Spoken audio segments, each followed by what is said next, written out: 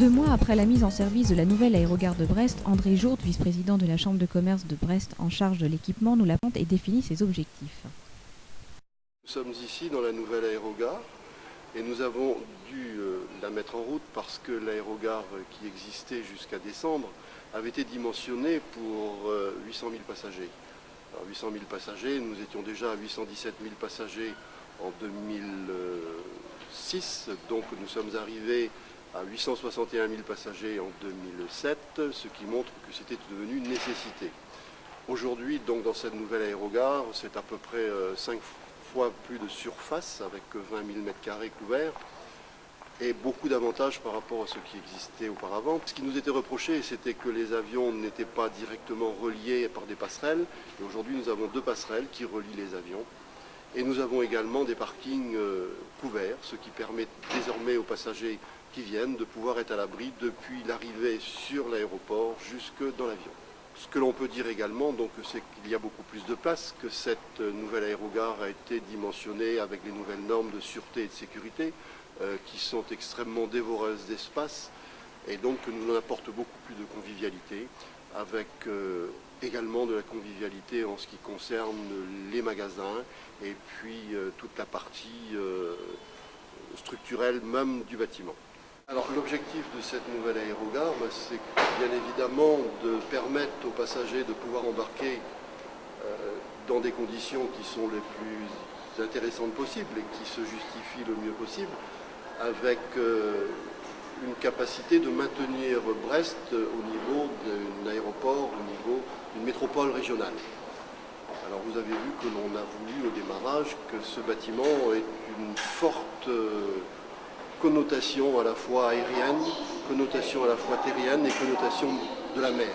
Donc c'est ce qui explique un petit peu son image, sa forme, et il a une forte identité aujourd'hui. Et cela était devenu nécessaire parce que c'est vrai que le passager qui arrive, la première image qu'il a de la région, c'est l'image de son aérogare. Je vous parlais des passerelles tout à l'heure, mais voilà, nous sommes là en face des passerelles d'embarquement.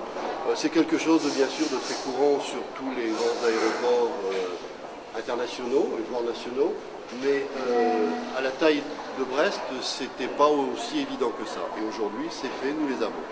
Donc c'est un outil qui va nous permettre de continuer à promouvoir et en espérant d'avoir de nouvelles lignes, ce que nous essayons d'avoir tous les ans avec des nouvelles destinations.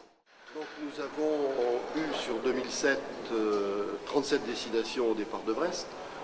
Aujourd'hui, c'est environ 40 embarquements, entre les embarquements et les débarquements, c'est 40 départs chaque jour, ce qui n'est pas neutre. Nous avons un certain nombre de compagnies, donc les principales sur la France, puisque nous avons bien sûr Air France, Britair, Flybe, Ryanair, Chalair, Air Aram, Finistère, et je dois en oublier une ou deux.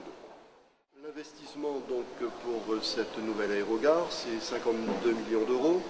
Il faut se rappeler donc que l'aérogare est gérée par la Chambre de commerce et l'industrie de Brest et que nous sommes gestionnaires jusqu'à 2015. Comme dans tout montage financier pour ce genre d'équipement, donc il y a eu une participation croisée des différents acteurs avec l'Europe, l'État, la région, le Conseil général, la communauté de communes Brest Métropole Océane et puis la Chambre de commerce.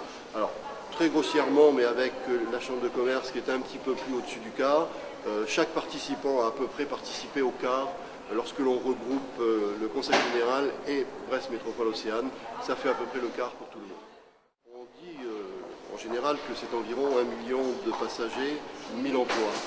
Et aujourd'hui, nous sommes déjà à plus de 1000 emplois sur Brest, entre les emplois directs et les emplois induits. Et les retombées économiques directes sont de l'ordre de, chiffre 2006, sont de l'ordre de 30 millions d'euros.